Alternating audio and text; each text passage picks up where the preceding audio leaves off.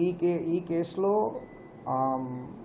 మనం ప్రతి ఒక్క విషయంలో కూడా చాలా క్షుణ్ణంగా పరిశీలించి దర్యాప్తులు చేస్తున్నాము.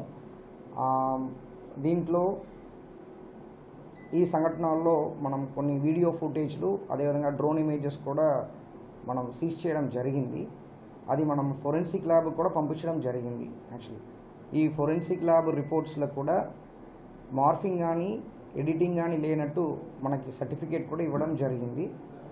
అదేవిధంగా మనం పోస్ట్ మార్టం రిపోర్ట్లో కూడా మన రైట్ సైడ్ చెస్ట్లో లాసరేషన్, అదేవిధంగా రిబ్స్ ఫ్రాక్చర్ వల్ల లంగ్స్లో రిబ్స్ గుద్దుకున్న తర్వాత ఈవెన్ బ్లడ్ ఊజింగ్ అవుట్ కూడా లంగ్స్లో అయిందన్నది ఓపెన్ చేసినప్పుడు తెలిసింది.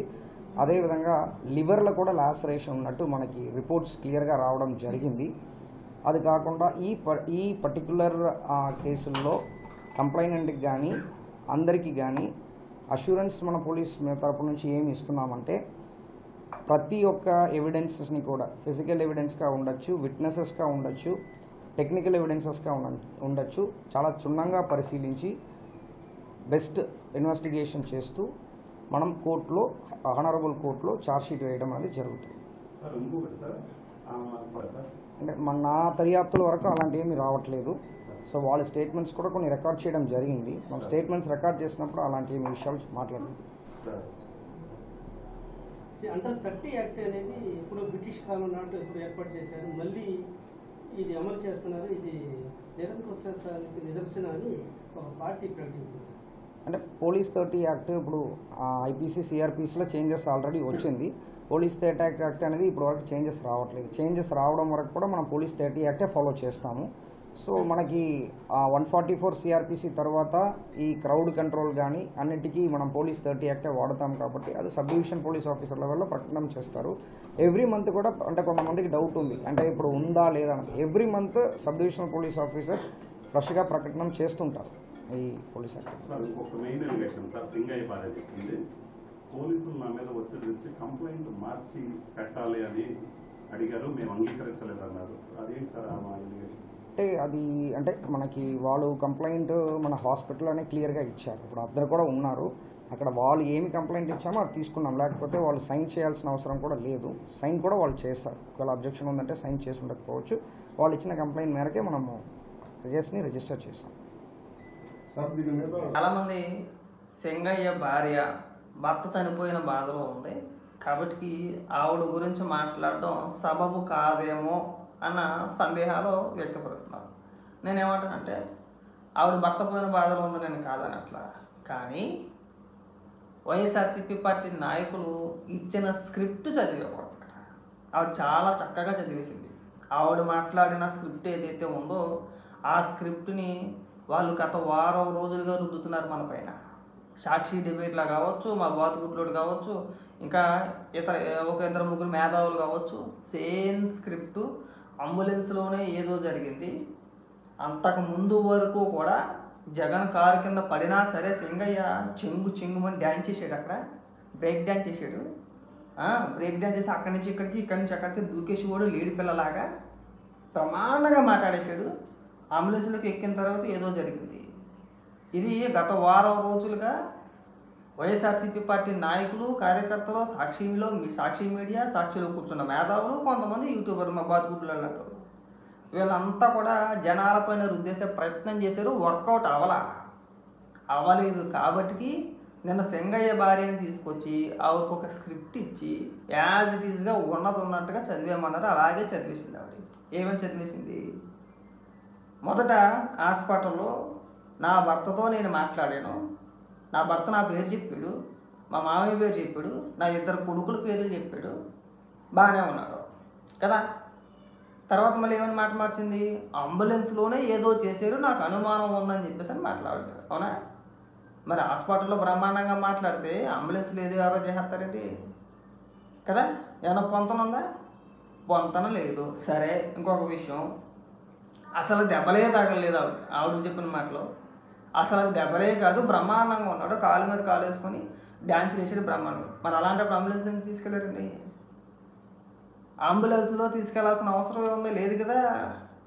అసలు దెబ్బలే తగలినప్పుడు, చిన్న చిన్న దెబ్బలు అయినప్పుడు అంబులెన్స్ ఎందుకండి?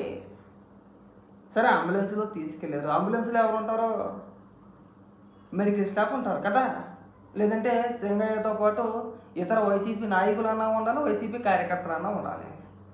ఎందుకంటే అది వైఎస్ఆర్సీపీ పార్టీ కార్యక్రమం కాబట్టి. ఉంటే గింటే ఎవరు ఉంటారండి?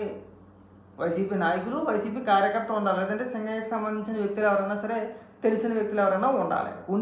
ఉంటే వాళ్ళే ఉండాలి. బయట ఎవరు ఉన్నాడుగా, ఎవడో తెలుగుదేశం పార్టీ వాడు ఇంకో పార్టీ వాడు వచ్చి అక్కడ జాయిన్ అవ్వడుగా. మీతో పాటు అక్కడ ఊరేకడగా ఉండేది మీరేనా? అంటే తొక్కేసేది వీళ్ళే, మనిషిని పక్కగా పడేసేది వీళ్ళే. పైకి వీళ్ళు ఇక్కడ ఏమైనా మాట్లాడుతున్నారంటే సింగయ్య భార్యను తీసుకొచ్చి ఆవిడ చేత రాజకీయాలు, నీచ రాజకీయాలు ఎవరు చేస్తున్నాడండి? ఆవిడ చేత మాట్లాడిపించింది ఎవరు? తెలియదా వాళ్ళకి? ఇప్పుడు జగన్మోహన్ రెడ్డికి తెలియదా? వైఎస్ఆర్సీపీ పార్టీకి తెలీదా? ఇలాంటి సున్నితమైన అంశాల గురించి మనం ఏది పడితే అది మాట్లాడించకూడదని ఇంగిత జ్ఞానం వాళ్ళకి లేదా? అలాంటిది ఒక మహిళ చేత వాళ్ళు ఒక స్క్రిప్ట్ ఇచ్చి మాట్లాడిపించారు. ఏమని? లోకేష్ గారు మా ఇంటికి పోలీసులు పంపించాడు, మమ్మల్ని ఇబ్బంది పెట్టాడు, మేము ఒకటే కులం అని చెప్పేసి ఎస్ఐలు చేసి చెప్పించాడు. పోలీసులు అంటారండి అలాగా? మీ ఇంటికి వచ్చి మాది మీది ఒకే కులం అని చెప్పేసి అంటారా? ఆ పైగా లోకేష్ గారు పంపించారని చెప్పేసి వాళ్ళు చెప్తారా? అంటే ఏమైనా తలకేమని మాట్లాడింది ఆవిడ? లేదు, ఇచ్చిన స్క్రిప్ట్ అని చెప్పి క్లియర్గా అర్థమైపోలేదా? అంత పచ్చిగా ఆవిడ చేత అబద్ధాలు మాట్లాడిపించినప్పుడు రాజకీయంగా ఆవిడ వాడుకోవాలని చెప్పి చూసింది ఎవరో? జగన్మోహన్ రెడ్డి. మాట్లాడుకుంటే ఎలా ఉండాలి? ఆవిడ తన భర్త గురించి మాట్లాడితే ఎవరో ఏది కూడా మాట్లాడకపోదురు. ఏదో చనిపోయిన బాధలో ఏదో మాట్లాడిందిరా, సరేలే ఏదో ఒక న్యాయం జరిగింది. వైఎస్ఆర్సీపీ పార్టీ తరఫున ఒక 10 లక్షలు, 15 లక్షలు, 5 లక్షలు ఆవిడకి ఇచ్చారు వెళ్ళనుకుంటే. కానీ ఆవిడ రాజకీయ విమర్శలు చేసింది ఇక్కడ. ఏదో ఆవిడ భర్త చనిపోయాడు కాబట్టి ఏదో మాట్లాడాలి కాబట్టి మాట్లాడి వెళ్ళిపోలా. ఆవిడ రాజకీయ విమర్శలు చేసింది. జగన్మోహన్ రెడ్డిని కవర్ చేయడానికే నాకు అనుమానాలు ఉన్నాయని చెబుతూనే మా ఇంటికి లోకేష్ గారు మనుషులు పంపించారు, 50 మంది వచ్చారు, నన్ను ఇబ్బంది పెట్టారని చెప్పేసి అని ఏ ప్రస్తావన తేకుండా ఉంటే ఆవిడ గురించి మాట్లాడాల్సిన అవసరం మనకే ఉంది. ఆవిడ ముందు ఒక మాట మాట్లాడింది, తర్వాత ఒక మాట మాట్లాడింది. అక్కడ ఆవిడకి ఒక క్లారిటీ లేదు. ఎందుకంటే వాళ్ళు రుద్దేసిన స్క్రిప్ట్ కాబట్టి. ఏమంటే ఒక విషయం చెప్తాను. ఈ సంఘటనలో ప్రత్యక్ష సాక్షులైనటువంటి జగన్మోహన్ రెడ్డి కావచ్చు, విడదల రజనీ కావచ్చు, పేరు నన్ను కావచ్చు, వైవి సుబ్బారెడ్డి కావచ్చు, వాళ్ళ డ్రైవర్తో సహా ఎక్కడైనా ప్రత్యక్షంగా ఈ ఘటన గురించి ఏ ఒక్కరైనా మాట్లాడారండి? ఎందుకు మాట్లాడాలి? ఇంత రచ్చ ఎందుకు? సింపుల్ కదా. ఇప్పుడు ఇన్ని విశ్లేషణ మనం ఎందుకు చేయాలి? ఇంతమంది మనం ఎందుకు మాట్లాడుకోవాలి? ఆ రోజు కారులో ఉన్న వ్యక్తులు ఒక్క ప్రెస్ మీట్ పెట్టి ఆ రోజు జరిగింది ఇది అని ఒక్కడైనా చెప్పగలిగాడా? వాళ్ళు చెప్తే అయిపోతుంది కదండి. విడదల రజనీ మాట్లాడచ్చు, రోజు బ్రహ్మాండంగా మాట్లాడుతున్నప్పుడు. మా పేరు నేను అయితే చెప్పవసరం లేదు. కూడా వల్లభనేని వంశీ అంతా ఎంత పెద్ద బుడుగు అని చెప్పేసి మాట్లాడుతున్నాడు. నిన్న కూడా మాట్లాడాడు. వైవి సుబ్బారెడ్డి నిన్న కూడా మాట్లాడాడు. వీళ్ళంతా రోజు మాట్లాడే వ్యక్తులు. జగన్మోహన్ రెడ్డి అయితే ఈ సంఘటన జరిగిన తర్వాత 2-3 సార్లు మాట్లాడాడు. నిన్నటితో కలిపి మొన్న కూడా మాట్లాడాడు. మీరే మీ ఫోన్లో మీ గన్లో మీరే మా ఆయుధం, కార్యకర్తలు గారండి, ఎమ్మెల్యేలుగా వెళ్ళండి బాబే. ఇదేదో మనం పండగకి ఆషాఢ మాసానికి పండగకొని షాపింగ్ మాల్లు గట్ట, బట్టల కుట్లు గట్ట ఆఫర్లు పెడతాయి కదా, ఆ విధమైన ఆఫర్లు పెట్టేసి కార్యకర్తలు గారండి ఎమ్మెల్యేలుగా వెళ్ళండి అని నవ్వాలో ఏడవాలో మాకు అర్థం కదా. అంటే రెచ్చగొట్టే విధానం అన్నమాట. ఆఫర్లు అన్నమాట, బంపర్ ఆఫర్. నేను అలాంటి ఆఫరు ఎప్పుడు వెళ్ళా. ఇదేంటిది? కార్యకర్తగా రమ్మంటున్నాడు, ఎమ్మెల్యేగా రమ్మంటున్నాడు. అంటే 5 ఏళ్ళలో ఎమ్మెల్యేని చేస్తాడో నాకు అర్థం కావట్లా. మళ్ళీ ఆ మీటింగ్లో ఉన్నదావిడంతా సకానికి పోయి గంజాయి పెంచి అందరూ క్రిమినల్ కేసులు ఉన్న వ్యక్తులే. బైరెడ్డి సిద్ధార్థ రెడ్డి, అక్కల వరకృష్ణారెడ్డి గడు, ఇంకో 2-3 చాలామంది ఉన్నారు. అంతా కూడా అదా గంజాయి పెంచు. వీళ్ళందరూ నీతులు చెప్పడం, వాళ్ళని వేసుకుని ఈ నీతులు చెప్పడం. ఒక పక్క మీ కార్యకర్తలు మీరే పట్టున పెట్టేసుకోవడం, పరామర్శ పేరుతో వెళ్ళి మళ్ళీ ఒక 2 చంపేయడం, మళ్ళీ ఇక్కడికి వచ్చి ఉపన్యాసాలు ఇవ్వడం, పైగా దాన్ని కవర్ చేయడానికి మళ్ళీ వాళ్ళ సొంత కుటుంబ సభ్యులను తీసుకొచ్చి లేనిపోని ఆరోపణలు, లేనిపోని అనుమానాలు. ఇది ఇక్కడితో అయిపోయే వ్యవహారం కాదు. ఏదో అనుకుంటున్నారు, చాలా సింపుల్గా వచ్చేసాం కదా అనుకుంటున్నారు. కానీ ఇది ఇక్కడితో వ్యవహారం కాదు. ఖచ్చితంగా ఈ అంశాలు ఖచ్చితంగా జగన్మోహన్ రెడ్డి ఎత్తుతారు లోపల. ఇదైతే పక్కా. ఎందుకు అంటే సొంతంగా వాళ్ళ కుటుంబ సభ్యులే వచ్చి స్వయంగా వాళ్ళే ఒక ప్రెస్ మీట్ పెట్టి మా భర్త మృతి పైన మాకు అనుమానాలు ఉన్నాయని చెప్పేసి అని ఆవిడ బహిరంగంగా స్టేట్మెంట్ ఇచ్చింది. సో ఆ స్టేట్మెంట్ ఖచ్చితంగా పరిగణలోకి తీసుకుంటారండి పోలీసులు, తీసుకోకుండా అయితే ఉండరు. ఖచ్చితంగా పిలుస్తారు, లేదంటే పోలీసులే వెళ్తారు, వెళ్ళి చెప్పమ్మా నీకు ఏ అనుమానాలు ఉన్నాయి, దాన్ని బట్టి దాని ద్వారాగా దాని ఆధారంగా మేము కేసు దర్యాప్తు చేస్తాము, నిజ నిజాలు తేలుస్తామని చెప్పేసి అని ఇది మళ్ళీ మొదటకు వచ్చింది. ఇది ఇప్పుడు స్టార్ట్ అయింది కేసు. మొన్నటి వరకు ఒక ఎత్తు, ఈ రోజు నుంచి ఒక ఎత్తు, కేసు మళ్ళీ స్టార్ట్ అవుతుంది ఇక్కడి నుంచి. ఇప్పుడు ఆవిడిచ్చిన వాంగ్మూలం ఏదైతే ఉందో, ఆవిడిచ్చిన స్టేట్మెంట్ ఏదైతే ఉందో దాని ఆధారంగా ఇప్పుడు స్టార్ట్ అవుద్ది. ఇప్పుడు అందరికీ సుఖాలు కనపడిపోతాయి. అంబులెన్స్లో ఎవడున్నాడో బయటకు వచ్చింది, తొక్కేసింది ఎవడో బయటకు వచ్చింది, మామూలు కాదు. చూద్దాం ఏం జరుగుద్ది ఏంటని చూద్దాం.